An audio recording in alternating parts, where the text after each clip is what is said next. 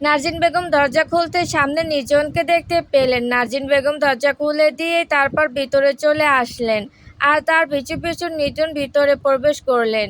বাড়ির ভেতরে ঢুকতে নির্জন ব্যস্ততার মুখভঙ্গিমা করে বলল, মা, আমার অনেক কাজ আছে, সেই সব কাজ রেখে এসেছি। রামসাকে তাড়াতাড়ি আসতে বলো প্লিজ, অফিসের মিটিং ছেড়ে চলে আসলাম। নার্জিন বেগম তখনই পিছন ফিরে বললেন, শুধু কি এই, আরও কত কিছু ছেড়ে দিতে হবে। দাঁড়াও, এই শুরু হলো। শোনো বাবা, বাহিরের কাজ বাহিরে রাখবে, কখনো ঘরে টেনে আনবে না। ঘরে টেনে আনলে ঝামেলা শুরু হয়ে যাবে। সব সময় কাজের পেছনে সময় না দিয়ে এখন একটু মাঝে মধ্যে রামসার দিকেও নজর দেবে তুমি। নির্জন মায়ের কথা শুনে হার মেনে নিয়ে বলল, ওকে মা, এখন তো ওকে একটু তাড়াতাড়ি আসতে বলো, আজকে একটু বেশি ব্যস্ত। বুঝতে পারছো, সব কাজ শেষ করে তো আবার 3 দিন অফিসে যেতে পারবো না আমি, তিন্নির বিয়ের জন্য। নাজিন বেগম ছেলের দিকে তাকিয়ে দেখে পাশে বাড়ি কাজ করতে থাকা ফাতেমাকে বললেন, ফাতেমা, জলদি গিয়ে ছোট ভাবিকে একটু ডেকে নিয়ে আয় তো মা। বলবি আমি নিচে আসতে বলছি, এখনই যা। ফাতেমাকে কথাগুলো বলতে কেউ একজন পিছন থেকে বলল, কাজের মেয়েকে আজকাল বাড়ির মেয়ে বানিয়ে ফেলছো দেখি। অবশ্য তোমার তো আবার নিজের থেকে পরকে বেশি ভালো লাগে, তাই না? কথাটুকু শুনেই নার্জিন বেগম নিশানের দিকে তাকালেন। কোথা থেকে বাড়ি ফিরছে তা বলা মুশকিল, তবে এমন কথা অনেকটা খারাপ লাগলো নাজিন বেগমের। কোনো উত্তর দিলেন না তিনি, চুপ করে চলে গেলেন বাড়ির অন্য দিকে। এই ছেলেটা এমন করে তাকে কথা শোনা নতুন না আজকে। নিশানও একটু দেরি না করে নিজের ঘরের দিকে চলে গেল। সে এমনভাবে চলে গেল যেন কেউ তার জন্য এই বাড়িতে বিশেষ নয়। নির্জন ওইখানে আর দাঁড়িয়ে না থেকে নিজেই রামসাকে ডেকে আনতে চলে গেল ঘরের দিকে। এইসব প্রায় হয়, এইখানে দাঁড়িয়ে সময় সে নষ্ট করতে চায় না।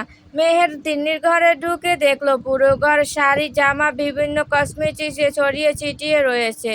আর একের পর এক জামা কাপড় শরীরে জড়িয়ে দেখছে সে। ঠিক করতে পারছে না কি পরলে তাকে মানাবে। বারবার আয়নার সামনে দাঁড়িয়ে একটা করে শাড়ি শরীরের ওপর রেখে তনিমা ও তাসনিমকে দেখাচ্ছে। তারা দুবোন একসঙ্গে মুখভঙ্গির মাধ্যমে বুঝিয়ে দিচ্ছে যে ভালো লাগছে না। আজকে রাতে তিন্নি মেহেদি অনুষ্ঠান, অথচ সে এখন থেকে নিজের সাজগোজের প্রতি কেয়ারলেস হয়ে আছে। মেহের সুন্দর একটা কারুকাজ করা শাড়ি নিয়ে গিয়ে তিন্নির শরীরে জড়িয়ে আয়নার সামনে দাঁড় করিয়ে চোখের ইশারায় বলল, এটা কেমন লাগছে? তিনি তখনই তনিমা ও তাসনিমের দিকে তাকালো। তারা দুবোন একসঙ্গে বলে উঠল, চমৎকার লাগছে দেখতে।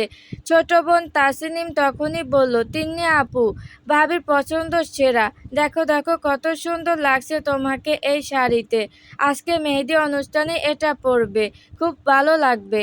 মেহের একটু চুপ থেকে ভুরু নাচিয়ে বলল, অনেক হয়েছে, এবার নিচে চলো, মা তোমাকে ডাকছেন। সবাই তোমাকে দেখার জন্য নিচে অপেক্ষা করছে। 2 দিন পর বাড়ি ছেড়ে চলে যাবে। দূর দূরান্ত থেকে অনেক আত্মীয় স্বজন এসেছে তোমাকে দেখবে বলে, আর তুমি দেখি ঘরে বসে আছো। সবার সঙ্গে কথা বলো, দেখা করো। তিনি মেহেরের দিকে তাকিয়ে বলল, ভাবি, একটা কথা বলি? মেহের মৃত হাসি দিয়ে বলল, হ্যাঁ বলো, আমি শুনছি।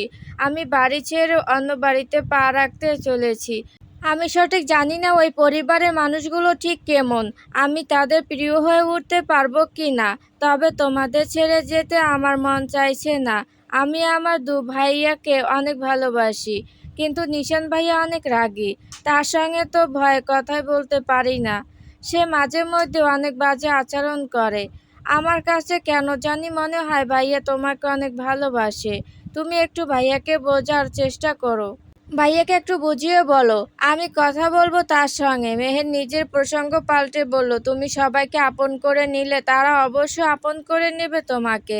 এত ভয় পাওয়ার কিছু নেই। তিনি তখনই মেহেরকে শুধালো, তাহলে তুমি কি আমাদের সবাইকে আপন করতে পেরেছো? বিশেষ করে ভাইয়াকে আপন করতে কি পেরেছো তুমি? মেহেরের সঙ্গে যখনই নিশানের কথা বলা হলো তখনই যেন মেহের থমকে গেল। তার কাছে সব উত্তর, তার কথাগুলো সে আর খুঁজেই পেল না। তিন্নি যখন বুঝতে পারলো মেহের তার কথায় অস্বস্তিতে পড়ছে, তখন নিজেই বলল, চলো ভাবি, নিচে যাই, সবাই অপেক্ষা করছে আমাদের জন্য। মেহেরও বিনা বাক্যে চলে গেল। আসসালামু আলাইকুম, কেমন আছেন আন্টি? সামনে মেয়ের পাশে বসে থাকা আফসার সুলতান নিজনের দিকে তাকিয়ে মৃদু একটা হাসি দিয়ে সালামের জবাব দিলেন। তারপর নিজেও জিজ্ঞাসা করলেন সে কেমন আছে। তা শুনে পাশ থেকে রামসা মুখ বাঁকিয়ে বলল, কেমন আর থাকবে মা, দেখো না মাথা কুমড়োর মতো ফেটে গেছে ওর। নির্জন নিজের ভুরু কুঁচকে রামসাকে শাসিয়ে দিল। রামসাও নির্জনের দিকে তাকিয়ে শয়তানি করে একটা হাসি দিল। ঘরের পাশে রামসার বাবা তাজউদ্দিন নির্জনের দিকে তাকিয়ে বললেন, বাবা, রামসা ফোন করে বলেছিল তুমি নাকি গাড়ি অ্যাক্সিডেন্টে করেছিলে। নির্জন তো তার শ্বশুরকে খেয়ালই করেনি। শ্বশুরের দিকে ফিরে তাকানোর সঙ্গে সঙ্গে সালাম দিল। তাজউদ্দিন তার সালামের উত্তর দিলেন। নির্জন তখন বলল, তেমন কিছু হয়নি, সামান্য একটা অ্যাক্সিডেন্ট, খেয়াল না করায় এমন ক্ষতি হয়েছে। তাজউদ্দিন নির্জনকে বললেন, এখনকার ছেলে মেয়ে অনেক চঞ্চল, তবে সব সময় কিন্তু তা মানায় না বাবা, দেখে শুনে তোমার এখন চলাফেরা করতে হবে। নির্জন তখন নাক চুকিয়ে বলল, জি আচ্ছা আচ্ছা, আপনারা অনুমতি দিলে আমরা একটু বাইরে যেতাম, রামসাকে চেক আপ করাতে হবে, ডাক্তার কাছে যাব। আফসার সুলতান নির্জনকে বললেন, আচ্ছা যাও বাবা, আর একটু দেখে শুনে চলাফেরা করো। নির্জন মুখ বন্ধ করে ছোট একটা হাসি দিয়ে রামসাকে সঙ্গে নিয়ে চলে গেল। রামসার বাবা তখন বললেন, দু ভাইয়ের মধ্যে এত তফাৎ, একই তো রক্ত তাদের, তাহলে নিশান বাবাজি এমন কেন? মেহেরকে নিয়ে চিন্তা হয় জানো সুলতানা। আফসার সুলতান তাজউদ্দিনের দিকে তাকিয়ে বললেন, সবকিছু চাইলে তো বদলানো যায় না রামসার আব্বু, একটা দিন দেখবে মেহেরের থেকে খুশি আর কেউ নেই এই বাড়িতে। আমার মনটা বারবার এটাই বলে, দেখো তুমি অনেক সুখী হবে আমার মেয়েটা, একটু সময়ের দরকার শুধু। তাজউদ্দিন আফসার সুলতানের দিকে তাকিয়ে দীর্ঘশ্বাস ফেললেন। তারপর আফসার সুলতান লাফিয়ে উঠে বললেন, এই বাদর ছেলেটা কোথায় গেছে, এখনো আসে না কেন? নতুন বাড়িতে না জানি কি করছে। কথাটি তাদের ছোট ছেলে তরিফের উদ্দেশ্য করে বললেন তিনি। তাজউদ্দিন আফসার সুলতানের দিকে তাকিয়ে বললেন, বারবার বাদর বলে ডাকো কেন? ছেলেটা কিন্তু আমাদের ভুলে যেও না। এইসব কথা বলার মাঝে বাহির থেকে অনেক চেঁচামেচি শুনে তারা দেরি না করে বাইরে চলে গেলেন। গলার কণ্ঠ শুনে বোঝা যাচ্ছিল এটা নিশানের কণ্ঠ। উপর থেকে ধমকের কণ্ঠে নিশান নিচে দাঁড়িয়ে থাকা সবাইকে উদ্দেশ্য করে বলছে, আমার বউকে কি বাড়ির চাকর পেয়েছো তোমরা? মেহের কোথায়? ওকে কোথায় পাঠিয়েছো তোমরা? জলদি আমার রুমে পাঠিয়ে দাও। আমি কালমা পড়ে বিয়ের কাগজে সাইন করে এনেছি ওকে। আমার কথা শুনবে, আমার কাজ সে করবে, তোমাদের সেবা করার জন্য নয়। এখনই ওকে পাঠিয়ে দাও আমার কাছে। আমি কতবার বলেছি কোনো আলতু ফালতু মেয়ে মানুষ যেন আমার ঘরে না ঢোকে। তারপর কেন ওকে পাঠিয়েছো তোমরা? মেহের একটু আগে বাইরে বাড়ির পেছনে ফুলবাগানে গিয়েছিল কিছু ফুল আনতে। বাড়িতে এমন চেঁচামেচি শুনে সে ছুটে চলে এলো।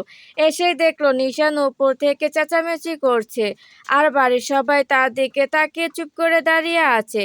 পাশে ফাতমা নিজের চোখের পানি অনবরত মুছে চলেছে। পরনের কামিজটাতে কফি ছিটকে পড়েছে, তা খুব ভালো করে বোঝা যাচ্ছে।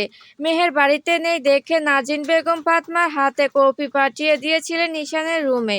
এটাই তার অনেক রাগ। মেহেরকে ছাড়া কাউকে ঘরে সহ্য করতে পারে না। গরম কফির মগটা রাগে গজগজ করতে করতে ফাতেমার শরীরের দিকে ছুঁড়ে দেয় সে। মুখের উপর অনেক বাজে কথা বলেছে সে ফাতেমাকে। ফাতেমা শুরু থেকে নিশানকে অনেক ভয় পায়, তবে আজ যেন আরো ভয় বেড়ে গিয়েছে তার। কেঁদে নাক মুখ লাল করে ফেলেছে। ওদিকে এসব দেখে মেহের রাগে মুখ করে নিশানের দিকে তাকিয়ে রইল। এই মানুষের আচরণে কখনো পরিবর্তন ঘটবে না। নিশান মেহেরকে দেখে নিচে নেমে আসতে শুরু করলো। বাড়ির সবাই নিশানের দিকে তাকিয়ে আছে। পাশে দাঁড়িয়ে আছে মেহেরের বাবা মা, আর এক পাশে তার নিজের বাবা তাহের চৌধুরী সহ আরো অনেক মানুষ। মুহূর্তের মধ্যে বাড়ির পরিবেশ খুব খারাপ রূপ নিল। মেহেরের খুব কাছে গিয়ে নিশান তার চোখে চোখে রেখে বলল, কোথায় গিয়েছিলে মেরি জান? মেহের নিশানের কথা কোনো উত্তর দেওয়ার প্রয়োজন মনে করলো না। চোখের বুড়ো বাজে করে নিশানের দিকে তাকিয়ে রইল সে। নিশান মেহেরকে বলল, আমি তোমাকে কি বলেছিলাম মেরি জান? তুমি ছাড়া অন্য কেউ যেন আমার ঘরে কিছু না নিয়ে আসে। আমি ডাকার সঙ্গে সঙ্গে তুমি আমার চোখের সামনে আসবে, তাহলে আসলে না কেন? মেহের কথা বলবে না বলেও নিশানের চোখে চোখে রেখে বলে ফেললো, কেন আপনি ডাকলে আমাকে আপনার কাছে যেতে হবে? আমি কি আমার মনমর্জি মতো একটু চলতে পারি না? মেহের এমন কথা নিশানের খুব রাগ উঠে গেল। নিশান লালচে চোখে মেহেরের দিকে তাকিয়ে বলল, কেন মানে? তুমি আমার বিবাহিতা বউ, আমার কথা শুনতে তুমি বাধ্য। মেহেরের খুব খারাপ লাগছিল।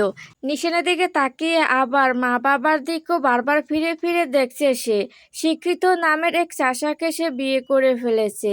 আগে পিছে কাউকে সে দেখে না, দেখলেও তার কোনো কিছুই যায় আসে না যেন। অতিরিক্ত বিরক্তিতে মেহের নিশানের মুখের উপর বলে দিল, না, আমি আপনার কথা শুনতে একটুও বাধ্য নই। বিয়ে করেছেন অথচ বউয়ের ভালো মন্দটা কিছুই বুঝতে চান না আপনি।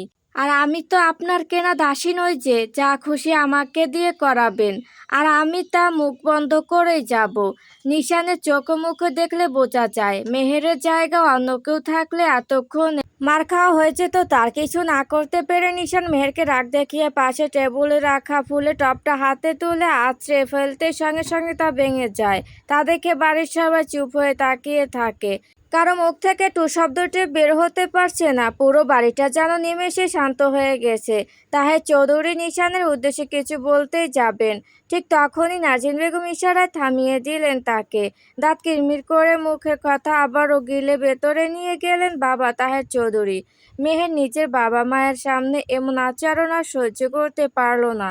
হাতের ফুলগুলো নিশানের মুখে ছুঁড়ে মেরে যেই না চলে যাবে, ঠিক সেই সময় নিশান জোর করে মেহেরকে কোলে উঠিয়ে নিজের ঘরের দিকে চলে যেতে শুরু করলো।